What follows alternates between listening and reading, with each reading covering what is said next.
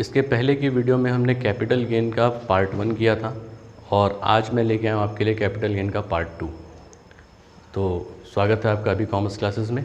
आइए, capital gain में मैंने आपको पहले बता चुका था कि कैपिटल एसेट्स क्या होते हैं, फिर मैंने आपको बताया था कि ट्रांसफ़र ऑफ एसेट्स क्या होता है, और स्टार्टिंग किया था मैंने कैपिटल गेन्स के बारे में आपको बताने का। तो ये पहले हम कंप्लीट कर लेते हैं कैपिटल गेन्स क्या होता है। प्रीवियसली मैंने आपको बताया था कि दो टाइप के कैपिटल गेन्स हमारे पास, long term capital gain and short term capital gains.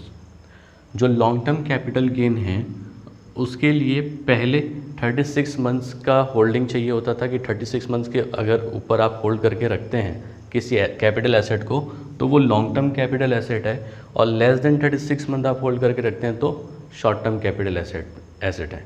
लेकिन शेयर के केस में 12 मंथ से above long term capital asset और 12 मंथ से below short term capital asset.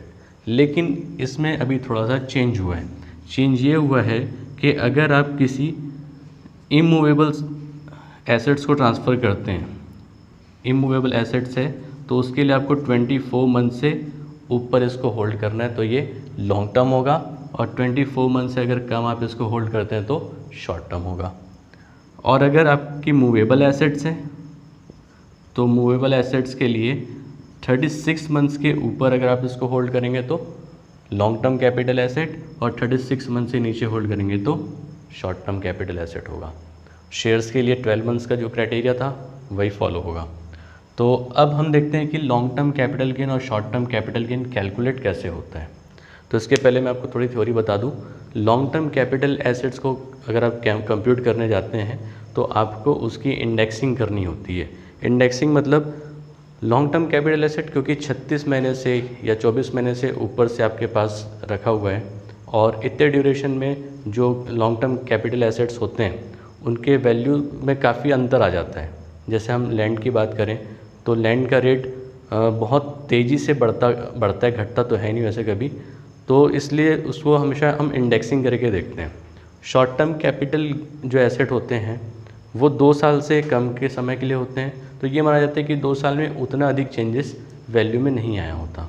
इसके अलावा अगर कोई कैपिटल एसेट आपके पास 36 मंथ या 24 मंथ से ऊपर से भी रखी हुई है, आपने उससे ज़्यादा होल्ड करके रखा हुआ है, लेकिन वो डेप्रिशिएबल है, उसमें आप डेप्रिशिएशन लगाते हुए आ रहे हैं, फिक्स्ड एसेट्स है, तो कोई भी एसेट जिसमें आप डेप्रिशिएशन चार्ज करते हैं वो हमेशा शॉर्ट टर्म कैपिटल एसेट होता है, वो कभी लॉन्ग टर्म कैपिटल एसेट में काउंट नहीं होता। कंप्यूटेशन देखते हैं इसका।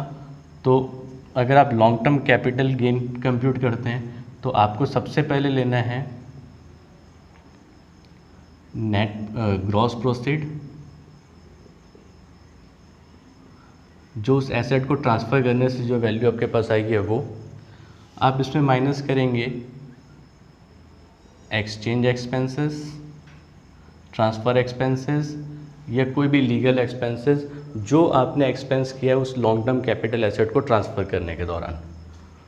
और अब जो बचेगा ये आपका कहलाएगा नेट प्रोसीड। इस नेट प्रोसीड की वैल्यू में ये आपको मतलब रिसीव हुई वैल्यू है। अब आप इसमें से अपने एक्सपेंस को घटाएंगे। तो एक्सपेंस कैसा, तो आपने 2 एक्सपेंस किया हुआ था।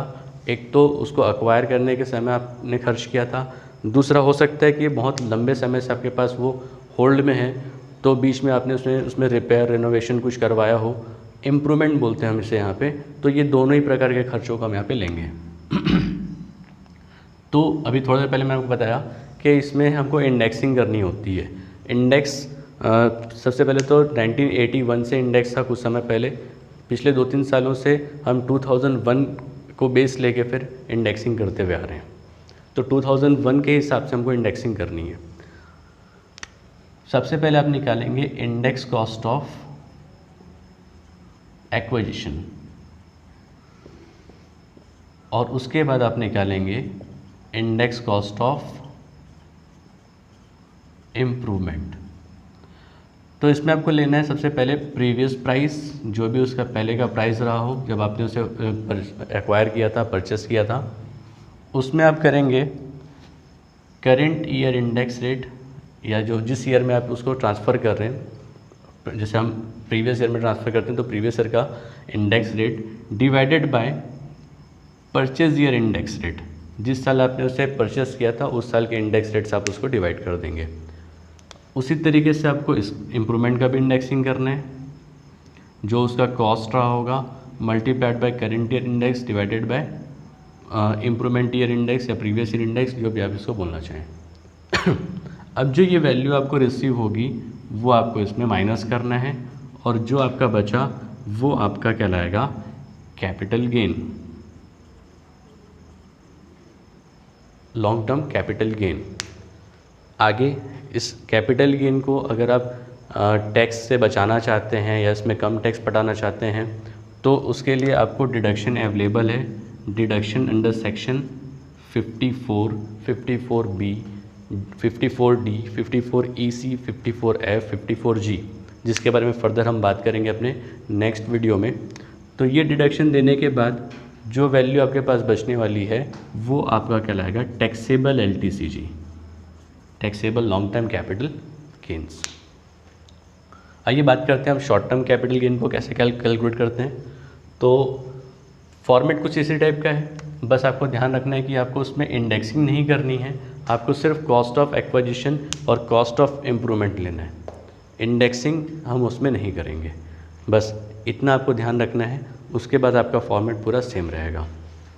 अच्छा, अब बात करते हैं जब हम यहाँ पे कॉस्ट ले रहे होते हैं तो कॉस्ट में आपको ध्यान रखना है कि अगर 2001 के पहले का एसेट है या पुराने क्वेश्चन अगर आपके पास हैं और वो 81 के पहले का कुछ अमाउंट दिया हुआ है, परचेस किया हुआ है, तो आपको उसमें 81 का जो रेट है, 81 में जो इंडेक्सिंग रही होगी या 2001 में जो इंडेक्सिंग है जनरली वो 100 है, आपको वो बेस में लेना है। और आपको अगर ये वसीयत के रूप में मिला हुआ है एसेट, और वसीयत के रूप में मिलने से क्या होता है आपके लिए तो वो ज़ीरो कॉस्ट पे है, लेकिन आपके पिता ने या आपको जिसने वसीयत में दिया हुआ है उन्होंने अगर उससे परचेस किया हुआ था तो आप वो कॉस्ट को अपने लिए यूज़ कर सकते हैं, अपना कॉस्ट ऑफ एक्विजिशन मान के यूज़ कर सकते हैं। तो इस तरीके से आप ध्यान रखते हुए लॉन्ग टर्म कैपिटल गेन का कैलकुलेशन करेंगे। तो आज के लिए इतना ही। अगले वीडियो में मैं आपको सेक्शन के साथ बताऊंगा कि सेक्शन 54 क्या है, 54, 54B, D, EC, F, G, इसके बारे में हम विस्तार से चर्चा करेंगे। Thank you.